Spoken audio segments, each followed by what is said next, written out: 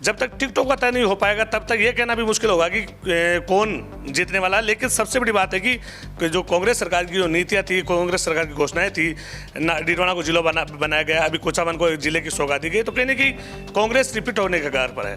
एक नंबर पे भारतीय जनता पार्टी में किसका नाम है मंजू बागमार के बाद?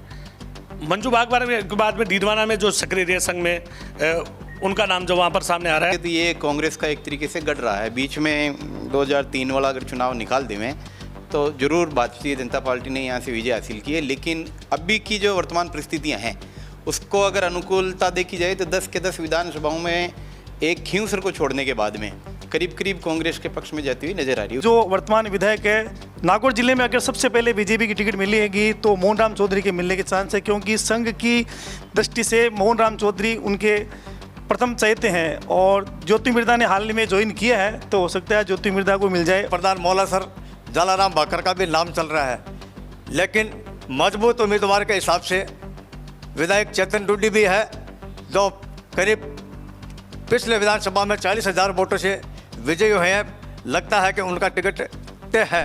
नमस्कार, आप देख रहे हैं राजस्थान तक। राजस्थान के खास कार्यक्रम में आज हम बात करेंगे पत्रकार चौपाल की। पत्रकार चौपाल में नागौर जिले की बात करेंगे। नागौर जिले की 10 विधानसभा क्षेत्र है जहां पर टिकटों को लेकर मंथन दोनों ही पार्टियों में जारी है।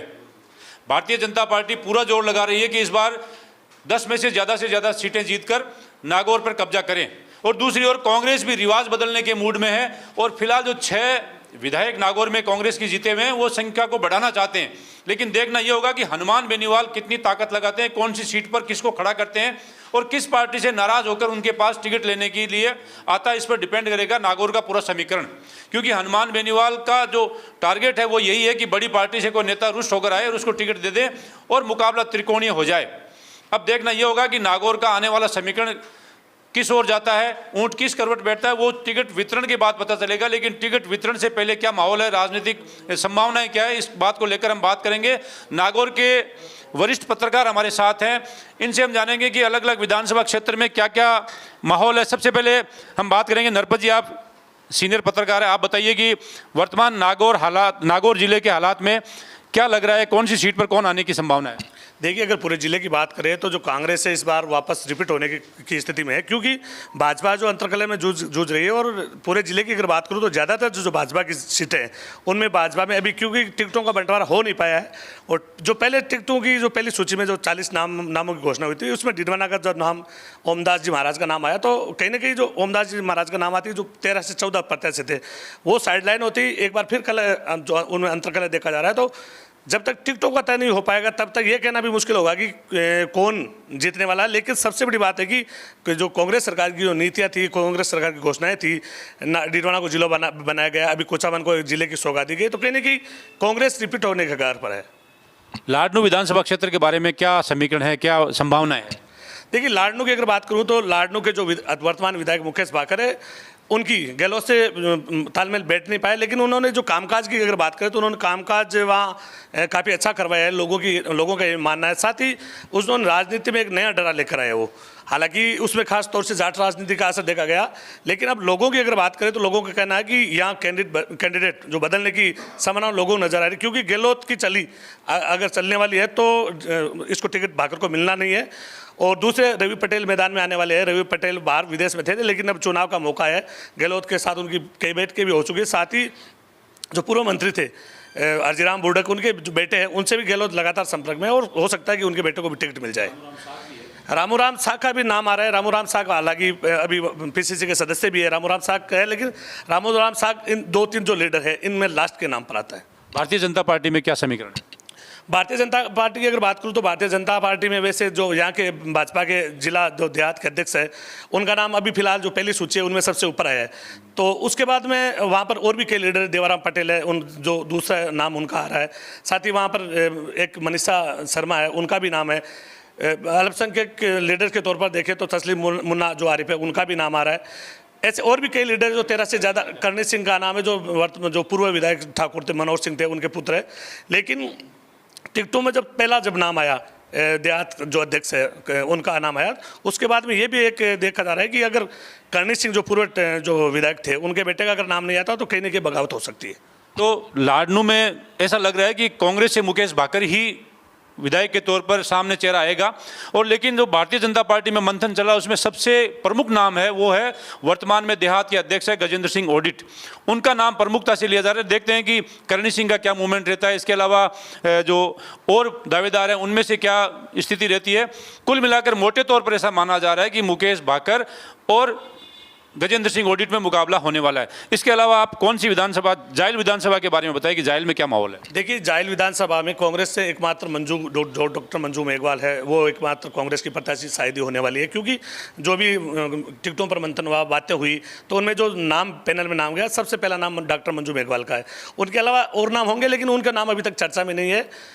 अगर बीजेपी की अगर बात करूं तो डॉक्टर मंजू जो बागमार है उनका शायद इस बार टिकट कटने वाला, क्योंकि वो मैडम के खास लोगों में गिने जाती है। और इस बार संघ पृष्ठभूमि के जो नेता है उनको टिकट मिलने की जो उम्मीद है वहाँ जताई जा रही है। तो कहीं ना कहीं उनको अगर टिकट मिलता है तो मंजू बागमार की टिकट कटने वाली है। और कामकाज की अगर बात करूँ तो मंजू जो मेघवाल है उनका कामकाज काफ़ी लोगों ने सराहा है, और जब सरकार की नीति है उनकी बदौलत भी मंजू एक बार फिर जीत सकती है। एक नंबर पर भारतीय जनता पार्टी में किसका नाम है मंजू बागमार के बाद? मंजू बागमार के बाद में डीडवाना में जो सक्रिय रहे संघ में उनका नाम जो वहाँ पर सामने आ रहा है, और जो काफ़ी हद तक नाम में मैं कंफ्यूज हो रहा हूँ, लेकिन नाम उनका नाम पहले आ रहा है। तो बुधाराम जी गरबा उनका नाम आ रहा है। वही आरएलपी की बात करूँ तो आरएलपी में भी एक बंदा है जो मैदान में उतरने वाला है, अनिल बारूपाल उनका नाम है। वो पिछली बार भी उन्होंने चुनाव लड़ा था और काफ़ी तीसरे नंबर पर वो रहे थे, और अभी भी वो काफ़ी सक्रिय है। तो कहीं ना कहीं अगर आरएलपी अगर वहाँ पर थोड़ा सक्रिय रहती है तो कहीं ना कहीं आरएलपी भी जीत सकती है। देखिए, जायल की बात करेंगे तो कांग्रेस से निश्चित तौर पर एक ही नाम है मंजू मेघवाल, जो पूर्व में मंत्री भी रही है, अशोक गहलोत की एकदम खास भी है, और खासकर वो निर्विवाद है, विवादों से दूर रहती है। दूसरी बात करें भाजपा की, तो भाजपा में जो पहले की विधायक रही थी, पूर्व विधायक, और जो चुनाव हार चुकी है मंजू बागमार, उनका नाम इसलिए नहीं लिया जा रहा है क्योंकि वो पिछले चुनाव में 3 नंबर पर चली गई थी। और बुद्धाराम गरवा जो संघ पृष्ठभूमि से आते हैं उनका नाम फिलहाल 1 नंबर पर चल रहा है कि भारतीय जनता पार्टी हो सकता है उनको टिकट दे दे। उनके अलावा भी 3-4 उम्मीदवार और हैं, लेकिन अनिल बारूपाल का नाम है वो राष्ट्रीय लोकतांत्रिक पार्टी की तरफ से नाम आने वाला है, और इस बार लोग ऐसा मान रहे हैं कि त्रिकोण मुकाबला होगा। अब हमारे साथ और भी कई पत्रकार, उनसे जानेंगे। मयूर जी, आप बताइए कि नागौर जिले के वर्तमान हालात कैसे हैं? आप मेड़ता का बताइए। नागौर जिले के हालात सभी जगह अलग अलग हैं। इसी दृष्टिकोण में आपने मेड़ता का पूछा, तो सबसे पहले तो आपकी टीम के सर्वे के लिए मैं धन्यवाद देना चाहूँगा। और उसके अलावा मेड़ता के हालात देखे जाए तो लगभग 2,84,000 के लगभग वहाँ पर मतदाता है। तो इंदिरा बावरी का नाम आरएलपी से, राष्ट्रीय लोकतांत्रिक पार्टी से सबसे नंबर 1 चल रहा है, वर्तमान विधायक भी है।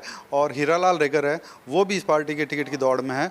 तो संभावना यही बन रही है कि इंदिरा बावरी वापस, हालात बन रहे हैं ऐसे। अब देखना ये है कि क्या पार्टी कांग्रेस और बीजेपी में किसको दावेदार करती है। अभी तक की दावेदारों की सूची में कांग्रेस और बीजेपी की तरफ से कोई भी नाम हाईलाइट नहीं हो रहा है, तो इंदिरा बावरी को मुख्य रूप से माना जा रहा है। चलो, ये मेड़ता की बात होगी। मेड़ता सुरक्षित सीट है, वहाँ पर इंदिरा देवी बावरी को हनुमान बेनीवाल ने साधारण गृहिणी से उठाकर टिकट दिया था, और वो वर्तमान में विधायक, और फिलहाल मोटे तौर पर यही माना जा रहा है कि इंदिरा देवी बावरी रिपीट कर सकती है, टिकट उन्हीं को मिलेगी।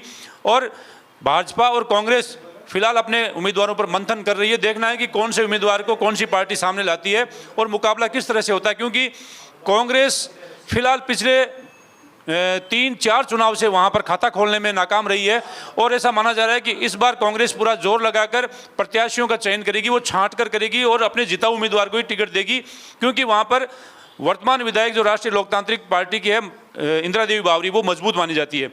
अबरार साहब, आप बताइए कि नागौर जिले की विधानसभाओं में आप कौन सी विधानसभा सीट के बारे में जानकारी रखते हैं, क्या कहना चाहेंगे?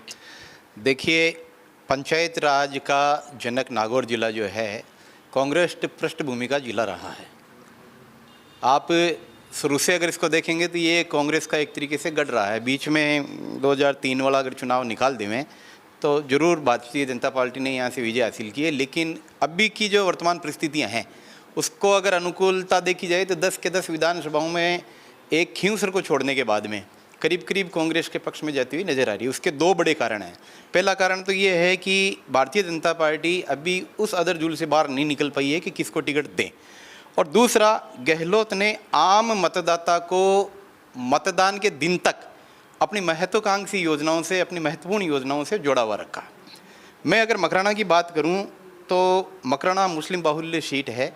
वहाँ भारतीय जनता पार्टी कतिपय कारणों से जीती जरूर है चुनाव, लेकिन चुनाव की जो पृष्ठभूमि है वो लगभग मुस्लिम मतदाताओं के इर्द गिर्द रहती है। और पूर्व में वहाँ से अब्दुल अजीज़ जैसे शिक्षा मंत्री भी रहे हैं, और जो चौधरी परिवार है जहाँ से हारून रशीद चौधरी है, उसके अलावा जो है इरफान चौधरी है, अजीज़ गहलोत है, और वर्तमान में नागौर जिला कांग्रेस के जो अध्यक्ष हैं जाकिर गेसावत साहब, ये काफ़ी मजबूत स्थिति में माने जाते हैं। जाकिर गेसावत साहब जो है मेरे दृष्टिकोण से मैं ये मानता हूँ कि टिकट के बहुत नज़दीक है। अगर कांग्रेस दाव खेलती है मुस्लिम चेहरे पे तो जाकिर गेसावत पहली पसंद होंगे, क्योंकि नागौर ज़िले के वो जिलाध्यक्ष भी हैं और मुस्लिम वोटों में उनकी काफ़ी पकड़ है। लाडनू भी वो प्रभावित करेंगे, डीडोना भी वो प्रभावित करेंगे, नावा भी वो प्रभावित करेंगे। इसके अलावा जो है डेगाना, परबतसर और प्रॉपर नागौर में हालांकि हबीबुर रहमान हैं, लेकिन कहीं ना कहीं ये माना जाता है कि जाकिर गेसावत नागौर के मतदाताओं को भी प्रभावित करेंगे। दूसरी चीज़, भारतीय जनता पार्टी की जो युवा पोह की स्थिति है, ये पार्टी को काफ़ी पीछे धकेलती हुई जा रही है। केंद्रीय नेतृत्व, वरिष्ठ नेतृत्व क्या सोचता है इस बारे में, बड़े बड़े लोग बैठे हैं, उनका नज़रिया क्या है, किस दृष्टिकोण से वो सोचते हैं, मैं इस पर तो नहीं जा सकता क्योंकि सब पार्टियों की अपनी अपनी नीति और रीति होती है। लेकिन जो आबो हवा बाहर बाजार में है, उस दृष्टिकोण को देखते हुए भारतीय जनता पार्टी नागौर जिले में काफ़ी पिछड़ी हुई सी प्रतीत होती है। मकराना की हम बात करेंगे तो मकराना में भारतीय जनता पार्टी के जो वर्तमान विधायक है रूपाराम मुरावतिया है, श्री राम बीचर है, प्रकाश बाकर है, ये जैसे 4 नाम है। तो इन 4 नामों में से प्रमुखता से क्या माना जा रहा है, किसको टिकट मिलेगी और क्या बगावत होगी? देखो, रूपाराम मुरावतिया नो डाउट लोगों के करीब रहे हैं। उनकी जो कवि शैली है, हास्य व्यंग की जो उनकी शैली है, उससे आम मतदाता से उनका जुड़ाव रहा है। जहाँ तक काम की बात करें तो भारतीय जनता पार्टी से आता है, कांग्रेस का राज रहा है, कांग्रेस ने बहुत कुछ दिया है नागौर जिले को, तो उतना प्रभाव काम को लेके तो नहीं पड़ेगा। लेकिन चूंकि ये एक राजस्थान की परिपाटी मानो कि एक बार तू एक बार मैं, एक बार तू एक बार मैं वाली स्थिति के अंदर अगर रूपाराम मुरावतिया को 2 नंबर पे साइडलाइन कर दिया जाता है तो दूसरा नाम जो है वो माधोराम चौधरी, वो प्रमुखता से भारतीय जनता पार्टी का चेहरा बन सकते हैं। ऐसी एक युवा उम्मीदवार है जो जूसरी के सरपंच है, प्रकाश बाकर, उनका नाम भी बहुत तेजी से आगे बढ़ा है और लोग ऐसा माने कि प्रकाश बाकर इस बार टिकट लाने में कामयाब हो जाएंगे। देखिए, भारतीय जनता पार्टी की चाहे अमित शाह की रैली हो, चाहे अभी रिसेंटली जो है प्रधानमंत्री नरेंद्र मोदी की रैली हो, इन रैलियों में प्रकाश बाकर का जो नाम है सड़कों पर बड़ी तादाद में, बड़े बड़े अक्षरों में देखा गया है। रैली में बड़े तादाद के अंदर वाहन ले जाना, लोग ले जाना और अपने आप को जो है एक तरीके से जो है बड़ा जो केंद्रीय नेतृत्व उसके सामने अपना चेहरा जो है वो फिट कर देना, इसमें प्रकाश बाकर जो है नो डाउट बिल्कुल कामयाब रहे हैं। लेकिन जहाँ तक अपन धरातल की बात करें, वहाँ मैं मानता हूँ, मेरा निजी मत है कि सीनियरिटी को प्राथमिकता दी जाएगी। तो मकराना में कांग्रेस का जो एकमात्र चेहरा है जो पिछले 2 चुनाव हार चुके हैं और वर्तमान में पिछले 8 साल से कांग्रेस के अध्यक्ष है जाकिर हुसैन गेसावत का ही नाम लिया जा रहा है।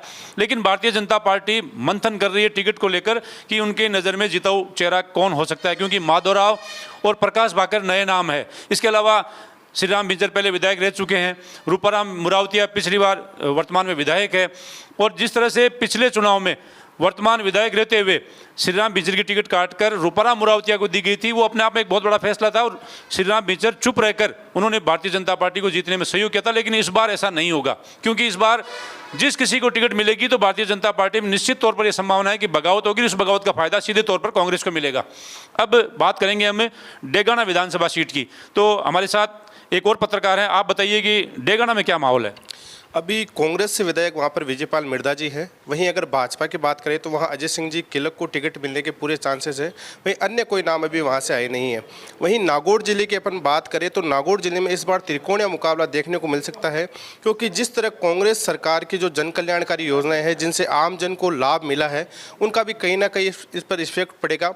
वहीं जिस तरह कांग्रेस में देखा जा सकता है, नागौर जिले की 10 विधानसभा सीटों पर अभी फिलहाल 6 कांग्रेस की है, 2 आरएलपी से है, 2 भाजपा से हैं। वहीं इस चीज़ का भी इफेक्ट पड़ेगा कि जिस तरह भाजपा में हर विधानसभा में देखा जा सकता है 5 से लेकर 20 तक उम्मीदवार है, वहीं कांग्रेस में 102 उम्मीदवार है, वहीं कई सीटों पर 2 से 3 भी उम्मीदवार कांग्रेस में हैं। इस चीज़ का सबसे ज़्यादा इफेक्ट पड़ेगा कि भाजपा को, कि क्योंकि जो उनके उम्मीदवार है 15 से 20 है, कई सीटों पर कई जगह 5 से 10 है, तो कहीं ना कहीं उनकी फूट नज़र आएगी।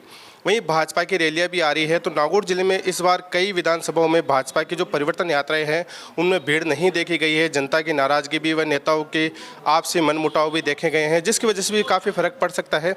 वहीं प्रबल दावेदार डेगाना से अभी विजयपाल मिर्धा ही हैं कांग्रेस से, और बीजेपी की बात करें तो अजय सिंह जी किल्लक ही रहेंगे। वहीं अगर गहलोत सरकार ये कह रही है इस बार कांग्रेस रिपीट होगी, तो हो सकता है जो जन कल्याणकारी योजनाएं हैं उनसे रिपीट हो सके। वहीं जिस तरह राजस्थान में जो क्राइम की रेट है जो बड़ी है, जिसमें बलात्कार के मामले हैं, चोरी डकैती के मामले हैं और भी पेपर लीक जैसे मामले हैं, उनमें भी काफ़ी इसका इफेक्ट देखने को मिल सकता है। हो सकता है इन मामलों की वजह से कांग्रेस सरकार रिपीट ना भी कर पाए।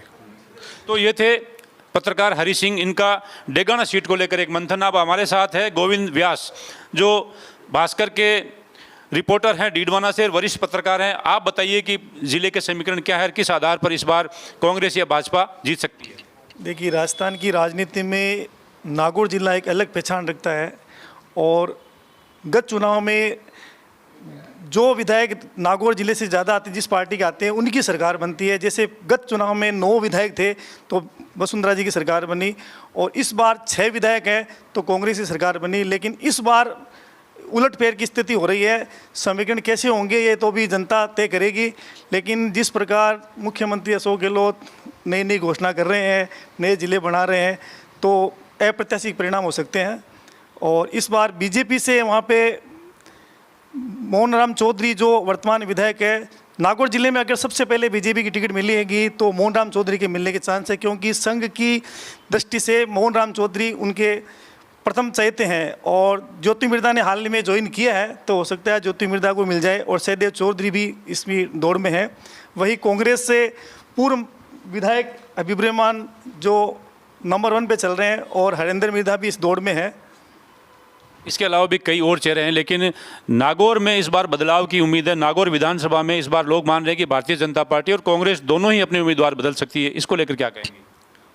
उम्मीदवार बदलने का निर्णय तो पार्टी करेगी, अभी जनता को तो कुछ इसका हिसाब किताब है नहीं, लेकिन फिर भी राजस्थान में कुछ नया ही होगा। और डीडवाना और नागौर जिला एक जो नया डिस्ट्रिक्ट बना डीडवाना, और अब कुचामन बन गया, तो तीनों जिले मिला करके एक राजस्थान का एक नया इतिहास बनाएंगे। तो ये थे गोविंद व्यास, जिनका कहना है कि इस बार अप्रत्याशित परिणाम देखने को मिलेंगे, और नागौर, डीडवाना और कुचामन तीनों जिले मिलकर एक नया इतिहास रचेंगे। देखना है कि कौन सा इतिहास रचते हैं, क्योंकि फिलहाल 6 विधायक हैं कांग्रेस के, 2 भाजपा के और 2 ही राष्ट्रीय लोकतांत्रिक पार्टी के। और नागौर का इतिहास भी ये रहा है कि जिस पार्टी के विधायक ज़्यादा होते हैं, सत्ता उसी की होती है। हमारे साथ एक और पत्रकार है, वरिष्ठ पत्रकार हैं जहीर अब्बास उस्मानी। आप बताइए कि क्या माहौल है, कौन सी सीट पर किसके समीकरण हैं? देखिए, जहाँ तक नागौर जिले की बात करूँ, अविभाजित नागौर जिला जो अब 3 टुकड़ों में बढ़ चुका है, डीडवाना भी जिला बन चुका है और कुचामन की भी कल घोषणा हो चुकी है। नागौर जिला राजस्थान की राजनीति का केंद्र बिंदु कहा जाता है कि यहाँ से जो हवा निकलती है उसी के अनुसार सरकारें बदलती रहती है। जहाँ तक मैं बात करूँ, मुख्यमंत्री ने इस जिले के 3 टुकड़े कर दिए हैं, क्योंकि नागौर जिला काफ़ी बड़ा था और इसको डिवाइड करने की मांग लंबे समय से थी। कुछ महीनों पहले मुख्यमंत्री ने डीडवाना और कुचामन के नाम से एक संयुक्त जिला बनाया था, जिसका मुख्यालय डीडवाना रखा गया था।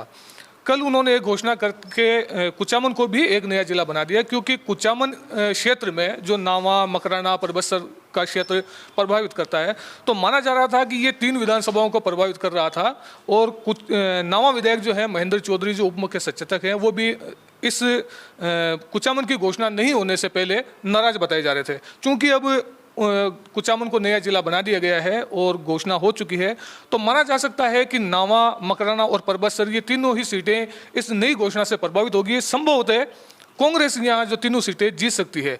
जहाँ तक दावेदारों की बात है, दावेदारों में नावा विधानसभा से इकलौता चेहरा महेंद्र चौधरी ही माने जाते हैं, जबकि अगर बीजेपी की बात करें तो बीजेपी से विजय सिंह चौधरी, बाबूलाल कुमावत, रजनी गावड़िया, ज्ञानाराम रणवा और देवीलाल का नाम आ रहा है। लेकिन इनमें भी सबसे प्रमुख जो दावेदार है बीजेपी से, वो विजय सिंह चौधरी ही माने जा रहे हैं। लेकिन अब चूंकि कुचामन जिला बन चुका है, तो इसके बाद राजनीतिक समीकरण बदलना तय माना जा रहा है, क्योंकि कुचामन की एक बड़ी मांग थी। लगभग 30-40 सालों से कुचामन को जिला बनाए जाने की मांग हो रही थी। डीडवाना के साथ नाम जोड़ने के बावजूद भी कुचामन को अलग जिला बनाए जाने की मांग हो रही थी। सबसे पुरानी मांग पूरी हो चुकी है, और महेंद्र चौधरी ने अपने इस कार्यकाल में कुचामन को बहुत विकास करवाया है। कुचामन 10 साल पहले तक मात्र एक उप तहसील था, आज वो जिला बन चुका है। तो आप मान सकते हैं कि कितना विकास काम हुआ है। कई नए ऑफिसेस खुले हैं, कई विकास काम हुआ है, सीवरेज भी आई है, सड़कें भी चौड़ी हुई है। तो माना जा सकता है कि कांग्रेस का यहाँ काफ़ी हद तक प्रभाव है। तो ये थे ज़हीर अब्बास उस्मानी, जो यहाँ से सीनियर पत्रकार हैं। अब हमारे साथ डीडवाना के सबसे वरिष्ठ पत्रकार हैं किशन मुरारी सराफ, जो पत्रकार संघ के संरक्षक भी है और लंबा अनुभव है राजनीति का, राजनीति के बहुत करीब रहते हैं ये। आप बताइए कि आप कौन सी विधानसभा सीट का नॉलेज रखते हैं, क्या मानते हैं कि डीडवाना का बता दीजिए कि डीडवाना विधानसभा क्षेत्र में इस बार क्या माहौल है? डीडवाना विधानसभा क्षेत्र वैसे उपकाशी के नाम से जाना हुआ पहचाना जाता है। यह हमेशा कांग्रेस का गढ़ हीरा है, लेकिन यहाँ पर भारतीय जनता पार्टी ने यूनुस्का को टिकट देकर दूसरे कार्यकाल में यूनुस्का ने अपने विजय प्राप्त की और मंत्री भी बने। उन्होंने खूब काम करवाया, लेकिन किसी कारण उनका टिकट खटाई में पड़ता जा रहा है और ऐसा लगता है लोगों के जनमानस के हिसाब से उनको टिकट नहीं मिलेगा। भारतीय जनता पार्टी के उच्च पदाधिकारियों के अनुसार आज सांगलिया पीठ के पीठाधीश्वर जी महाराज श्री ओमदास जी महाराज 1 नंबर पर चल रहे हैं और शायद वो चुनाव लड़ भी सकते हैं। दूसरे नंबर पर जो पिछली बार भारतीय जनता पार्टी से जो चुनाव जितेंद्र सिंह जोधा ने लड़ा, उनका भी नाम चल रहा है। और नाम के हिसाब से बीजेपी के कई उम्मीदवार सामने आए हैं। श्याम प्रताप सिंह राठौड़ है, हनुमान चौधरी है, रामाकिशन खिंचड़ है, CR चौधरी है, लेकिन नंदकिशोर ढाका है। लेकिन ऐसा लगता है कि अगर ओमदास जी महाराज किसी कारणवश चुनाव लड़ने से मना कर दे तो शायद ऊपर से पायलट के हिसाब से कोई दूसरा व्यक्ति भी उतारा जा सकता है। फिलहाल कांग्रेस के हिसाब से विधायक चेतन टुड्डी ही एकमात्र उम्मीदवार है, लेकिन 2 व्यक्तियों का नाम और चल रहा है, सुखाराम डोडवाणिया और पूर्व पंचायत समिति प्रधान मौला सर जालाराम भाकर का भी नाम चल रहा है। लेकिन मजबूत उम्मीदवार के हिसाब से विधायक चेतन टुड्डी भी है, जो करीब पिछले विधानसभा में 40,000 वोटों से विजयी हुए हैं। लगता है कि उनका टिकट तय है। अगर ओमदास जी महाराज चुनाव अगर नहीं लड़ते हैं और बीजेपी को किसी अन्य व्यक्ति को टिकट देता है तो शायद यूनुस का उम्मीदवार निर्दलीय उम्मीदवार के रूप से चुनाव लड़ सकते हैं। दूसरी ओर लोक जनतांत्रिक पार्टी से भी मैदान में उम्मीदवार आएगा और हनुमान बेनीवाल ऐसे नेता का इंतज़ार कर रहे हैं कि दोनों पार्टियों को छोड़कर कोई मेरे पास आए और मजबूत उम्मीदवार आए तो उसको उतारा जा सकता है। आम आदमी पार्टी भी पिछली बार विधानसभा में चुनाव लड़ा, करीब 8 साढ़े 8 हज़ार मत हासिल किए। वह भी आम आदमी पार्टी मैदान में अपना उम्मीदवार उतारेगी। चतुष्कोणीय मुकाबला होने का पूरा संभावना है और आगे अब देखते हैं कि टिकट किसको मिलते हैं। अगर टिकट बीजेपी मजबूत उम्मीदवार को देगी तो ही चुनाव का मज़ा आएगा और चुनाव लोगों को दिखेगा। अगर हल्के उम्मीदवार को टिकट दे दी तो कांग्रेस की एक तरफा जीत निश्चित है, कोई नहीं रोक सकती। तो ये थे किशन मुरारी सराफ। अब हमारे साथ है एक वरिष्ठ पत्रकार हैं इकरामुद्दीन अशरफी। आप बताइए कि आप परबतसर विधानसभा क्षेत्र में क्या माहौल है, इस बार कैसे समीकरण है? वर्तमान के अंदर रामनिवास गावड़िया परबतसर की विधायक हैं और काफ़ी मजबूत माने जाते हैं। जैसे कि उनकी पुरजोर जो डिमांड थी ख़ास तौर से ज़िले की, तो अब जो है डीडवाना से अलग टूट करके जो एक ज़िला कल घोषणा हुई है, जहाँ पर उनको जो है कुचामन को जो ज़िला बना दिया गया है, तो वहाँ की जनता इस बात को लेकर के भी काफ़ी उत्साहित है और उसी उत्साह से उनकी वापस मजबूती देखी जा रही है। तो पहले या 1 नंबर के ऊपर देखा जाए तो रामनिवास गावड़िया इसको वापस पुनः टिकट मिल सकती है। राजस्थान के युवा MLA भी है और पूरे राजस्थान के अंदर ये कम उम्र के युवा भी माने गए हैं और MLA बनने के बाद ही इनकी जो शादी हुई है, तो अभी युवाओं का उनका जो जुड़ाव है वो काफ़ी अच्छा माना जा रहा है। और उसी के साथ में उनके जो दूसरे नंबर पर अगर अपन देखा जाए तो लच्छाराम बडारड़ा है और पूर्व विधायक बिरदाराम जी है, तो उनका नाम भी जो है उनके बाद में आ सकता है। बीजेपी से पूर्व विधायक मान सिंह जी किनसरिया है, उनकी काफ़ी मजबूती देखी जा रही है। और जाट लोबी से एक चर्चा सामने और भी आ रही है कि ये अमरचंद जी जो झाझड़ा है उनके भी जगह जगह बोर्ड देखे जा रहे हैं और हर जगह उनकी उपस्थिति दर्शाई जा रही है। तो ऐसे में ये देखा जा सकता है कि नया चेहरा भी सामने आ सकता है बीजेपी में। लेकिन अगर मजबूत चेहरे की बात करें तो सबसे मजबूत चेहरा जो है अभी भी कांग्रेस का ही माना जा रहा है, जो वर्तमान विधायक है। तो ये थे इकरामुद्दीन अशरफी, इनका कहना है कि फिलहाल कांग्रेस मजबूत है, लेकिन पिछली जो चुनाव हुए थे उसमें मान सिंह किंसरिया उन्होंने टक्कर दी थी परबतसर के वर्तमान विधायक रामनिवास गावड़िया को। लेकिन अमरचंद झाझड़ा का नाम है जो पिछले काफ़ी दिनों से चर्चा में है, और उन्होंने सतीश पूनिया का एक प्रोग्राम कराया था, उसमें हजारों की भीड़ उन्होंने करके शक्ति प्रदर्शन किया था। और हाल ही में जो परिवर्तन संकल्प यात्रा आई थी उसमें जो परबतसर में सबसे ज़्यादा जिले में भीड़ देखने को मिली थी वो परबतसर में मिली थी, और परबतसर की भीड़ में मान सिंह किंसरिया के साथ साथ अमरचंद झाझड़ा का कहीं ना कहीं पूरा रोल था, और अमरचंद झाझड़ा और मान सिंह किंसरिया में से ही टिकट मिलने की उम्मीद जताई जा रही है। लेकिन अब हम बात करेंगे नागौर की सबसे चर्चित सीट और जो राजस्थान की हॉट सीट रहेगी वो है खींवसर। खींवसर में वर्तमान विधायक है हनुमान बेनीवाल के भाई नारायण बेनीवाल, जो मात्र 3800 वोटों से जीत कर आए थे और उन्होंने कांग्रेस के हरेंद्र मिर्धा को हराया था। लेकिन इस बार कांग्रेस और भाजपा दोनों ही दूसरा प्रयोग करना चाहती है, और नारायण बेनीवाल की टिकट भी इस बार हनुमान बेनीवाल काटकर खुद वहाँ से चुनाव लड़ेंगे, क्योंकि उन्होंने कई बार ऐसा कहा कि मैं खुद विधानसभा का चुनाव लड़ूंगा और उनके लिए सबसे सुरक्षित और सेफ सीट है वो खींवसर ही है। तो हनुमान बेनीवाल अगर खींवसर से चुनाव लड़ते हैं तो निश्चित तौर पर वो मजबूत उम्मीदवार हैं, मजबूत दावेदार हैं जीत के भी।